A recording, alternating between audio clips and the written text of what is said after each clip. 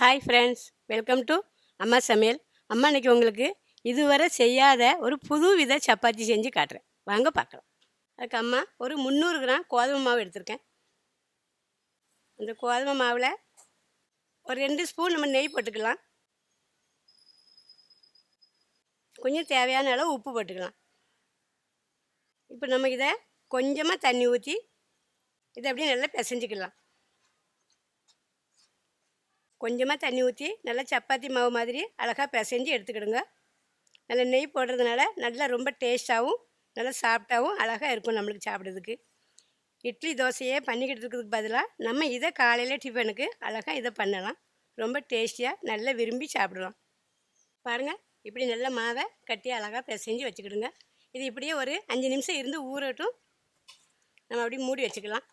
பாருங்கள், 3 முட்டை எடுத்திருக்கேன். இப்போ இதை நம்ம மசாலா போட்டு நம்ம பண்ணி காட்டுது.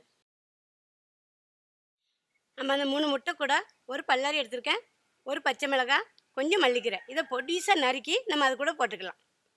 எவ்வளோ பொடிசாக நறுக்க முடியுமோ அவ்வளோ பொடிசாக பல்லாரி, பச்சை மிளகாய், மல்லிக்கீரை 3 நறுக்கிக்கிடுங்க.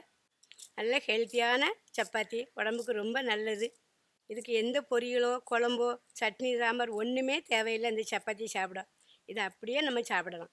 பாருங்கள், அம்மா இப்படி நல்லா பொடிசாக வெட்டியிருக்கேன். இதை விட பொடிசாக வெட்ட முடிஞ்சாலும் நீங்கள் அப்படி வெட்டிக்கிடுங்க.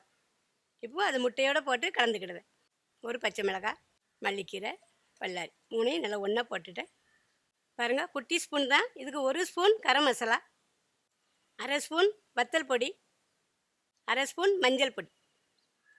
இதுக்கு தேவையான மாதிரி தேவையான அளவு உப்பு. இப்போ நம்ம எல்லாத்தையும் ஒன்றா போட்டு நல்லா மிக்ஸ் பண்ணிக்கலாம். இது இப்படி இருக்கட்டும். நம்ம இப்போ சப்பாத்தி விரிச்சிக்கலாம். இப்போ நம்ம மாவு பிசைஞ்சு வச்சுருந்தோம்ல, அதில் ஒரு உருண்டையாக சப்பாத்தி பண்ணுற அளவுக்கு உருண்டை எடுத்துக்கிடுங்க. அதை நல்லா நம்ம இப்படி வச்சுக்கலாம். கீழே மேலே ஒட்டாமல் இருக்கிறதுக்கு லேசாக மாவு ஊற்றிக்கிடுங்க. கொஞ்சம் ஒட்டாமல் நல்லா விரியும். நல்லா அதை சப்பாத்தி விரித்த மாதிரி, சப்பாத்திக்கு விரிக்க மாதிரியே நல்லா விரிச்சுக்கிடுங்க. பாருங்கள், நல்லா ரவுண்டாக இப்படி விரிச்சுக்கிடுங்க. விரிச்சதுக்கு மேலே நம்ம கலக்கி வச்சுருந்தோம்ல முட்டை மசாலா எல்லாம் போட்டு அதில் நல்லா 1 ஸ்பூன் 2 ஸ்பூன் இப்படி அள்ளி வச்சுக்கிடுங்க. விரித்து வச்ச மாவை அப்படியே மடக்கிக்கிடுங்க.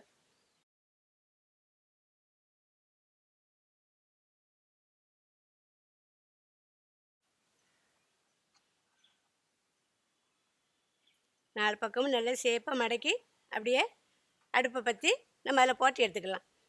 இப்போது ஸ்டவ் ஸ்டார்ட் பண்ணி ஒரு தவா வச்சுக்கிடுங்க. அதில் கொஞ்சமாக எண்ணெய் ஊற்றிக்கிடுங்க. கல் நல்லா காயட்டும். பாருங்கள், கல் காஞ்சிட்டு இப்போ நம்ம மடக்கி வச்சுருந்தோம்ல அதை அப்படியே எடுத்து அதில் அப்படியே வச்சிடலாம். அழகான இது ஒரு புதுவித சப்பாத்தி. இப்படி செய்து பாருங்கள், ரொம்ப டேஸ்டியாக இருக்கும். காலையில் டிஃபனுக்கு இப்படி செய்யலாம். நல்லா ஸ்டவ் கொஞ்சம் ஸ்லோவாக வச்சு அழகாக கொஞ்சம் வேக வச்சு எடுத்துடுங்க. நல்லா சப்பாத்தியை எவ்வளோ பத்தலாக விரிக்க முடியுமோ மெல்லிசாக அவ்வளோக்குள்ளே நல்லா அகலமாக விரிச்சுக்கிடுங்க. அப்போ தான் நம்மளுக்கு உள்ளே இருக்க முட்டை எல்லாமே நல்லா சேர்ந்து வேகும்.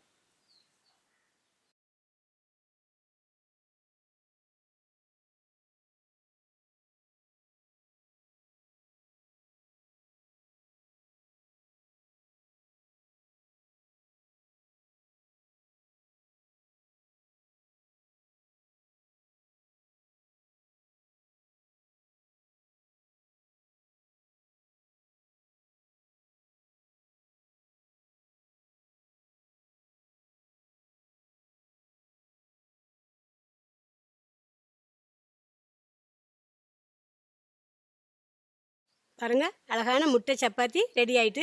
ரொம்ப மாவு பத்தலாக விரித்து ரொம்ப அமைதியாக அடுப்பை வச்சு கொஞ்சம் நேரம் நல்லா வேக விட்டு நல்லா எடுங்க. கண்டிப்பாக இது ரொம்ப குழந்தைங்களுக்கு பிடிக்கும். நல்லா முட்டையெல்லாம் சேர்ந்துருக்கனால உடம்புக்கும் நல்லா ஹெல்த்தியாக இருக்கும். ஒரு முறையாவது இது செய்து பார்த்து கொடுங்க. அம்மா பண்ண இந்த சப்பாத்தி உங்களுக்கு பிடிச்சிருந்தா லைக் பண்ணுங்கள், கமெண்ட் பண்ணுங்கள், ஷேர் பண்ணுங்கள். கண்டிப்பாக சப்ஸ்கிரைப் பண்ணுங்கள். தேங்க்யூ.